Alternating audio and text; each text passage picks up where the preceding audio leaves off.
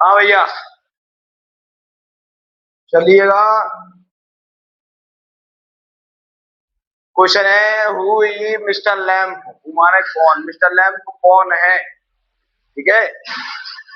Where did he live माने रहना, वे कहाँ रहते हैं? ठीक है। मिस्टर लैम्प कौन है, वे कहाँ पर रहते हैं?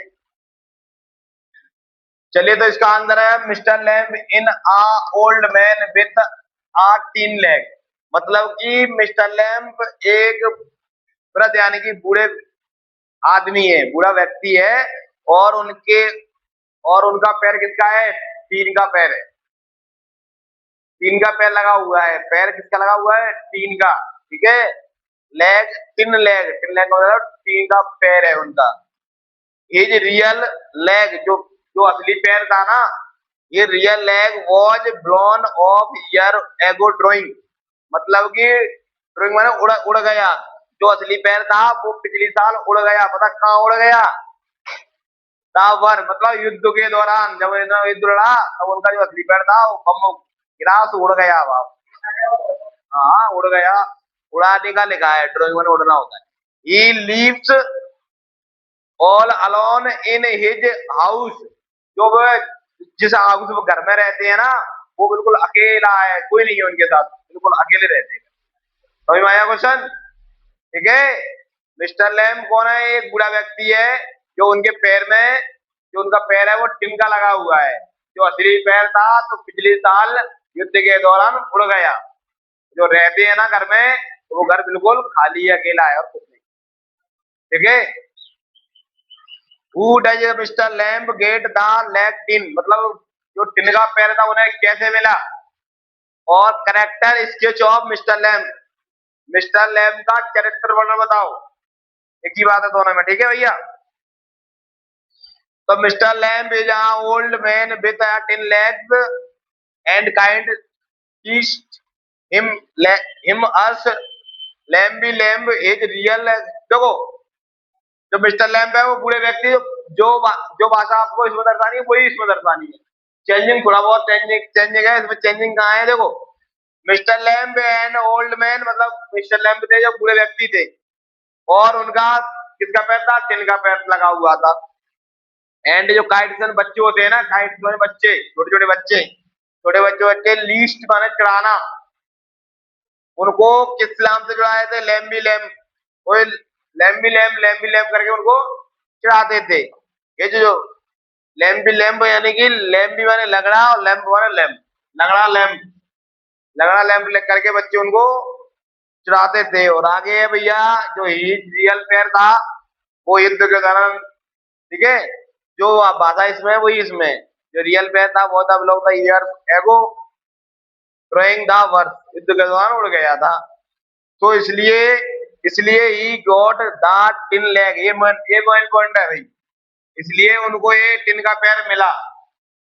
ठीक है। युद्ध के दौरान पैर उड़ गया था, बाद में उनको ये टिन का पैर मिला।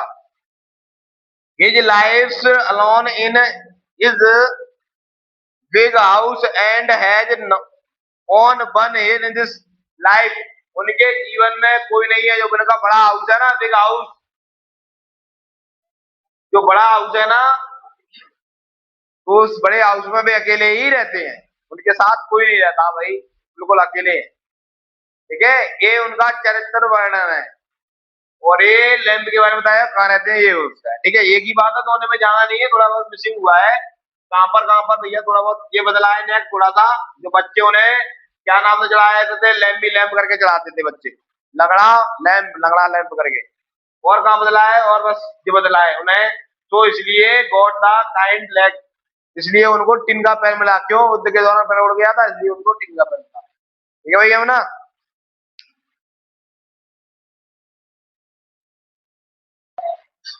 चल भाई मेरे, हिंदी हिंदी में रस कंप्लीट हो गए अपने। ठीक है। रस कंप्लीट हो गए। रस, रस किसे कहते हैं? तो भैया ये कल सुनेंगे हम रस के बारे में। ठीक है। अलंकार,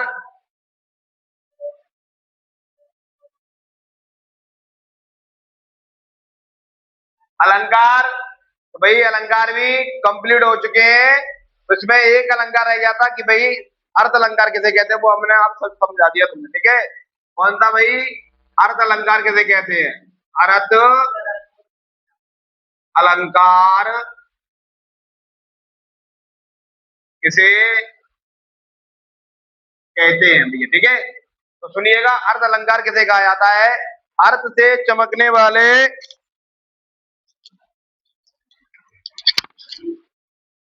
चल भाई, अर्थ से चमकने वाले अलंकार को ही अर्थ अलंकार कहा जाता है।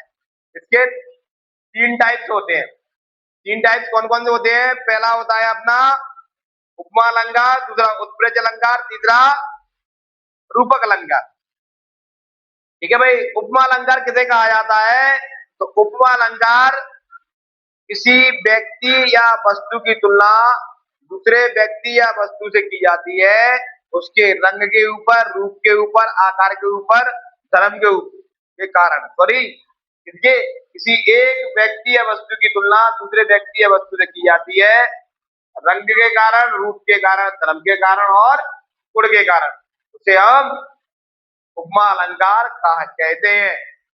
नील कमल से सुंदर नयन, ये इसका उदाहरण है। नील कमल से सुंदर नयन, ये इसका एग्जाम्पल है, किसका, उपमा अलंकार का, ठीक है भाई। फिर आता है तुम्हारा उपमा अलंकार के बाद आता है तुम्हारा उत्प्रेक्ष अलंकार। उत्प्रेक्ष अलंकार, भैया उत्प्रेक्ष अलंकार किसे कहते हैं, तो भाई उत्प्रेक्ष अलंकार किसी व्यक्ति या वस्तु की तुलना दूसरे व्यक्ति या वस्तु से की जाती है, सिर्फ मात्र कल्पना के लिए और संभावना के लिए, उसे कहा जाता है क्या, उत्प्रेक्ष अलंकार, ठीक है भाई।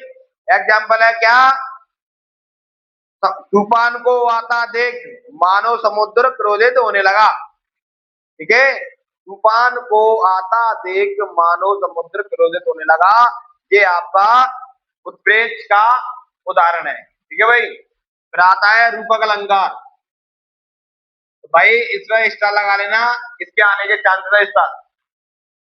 ये रूपक अलंकार किसे कहते हैं, रूपक अलंकार किसी व्यक्ति या वस्तु को, उनको दोनों को गुण और रूप के कारण एक समान मान लेना, किसी व्यक्ति या वस्तु को एक समान मान लेना ही रूपक अलंकार कहलाता है। किसी व्यक्ति या वस्तु को एक समान मान लेना रूपक अलंकार कहलाता है।